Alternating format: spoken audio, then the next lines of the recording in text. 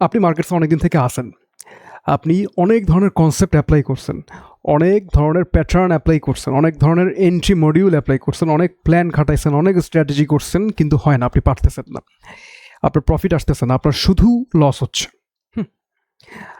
সেটা আপনার ক্ষেত্রে হোক বা আমার ক্ষেত্রে হোক, আমরা এই ট্রেডিংয়ের যেই বাইবেলই ফলো করি না কেন, যদি আমাদের প্রফিট না হয় তাহলে সেটার কোনো মূল্য নাই, সেটার কোনো অর্থ নেই, সেটা আমাদের কোনো কাজের না, সেটা অনর্থক। কিন্তু একটা সিম্পল কোনো একটা আমরা স্ট্র্যাটেজি খাটাইলাম, সেটাকে রিপিট করে করে ইউজ করলাম, রিপিট করে করে অ্যাপ্লাই করলাম, সেটা আমাদেরকে প্রফিট দিল। খুব আহামরি কিছু না, সিম্পল একটা জাস্ট একটা যে কোনো একটা স্ট্র্যাটেজি আমরা অ্যাপ্লাই করলাম, অ্যাপ্লাই করার পরে সেটা আমাদেরকে প্রফিট দিল। সেটা যেখান থেকে আসুক না কেন সেটাই কার্যকরী, সেটাই গ্রহণযোগ্য। ঠিক আছে, ওই স্ট্র্যাটেজি যেখান থেকে আসুক না কেন আমাদেরকে ওইটাই নিতে হবে। তো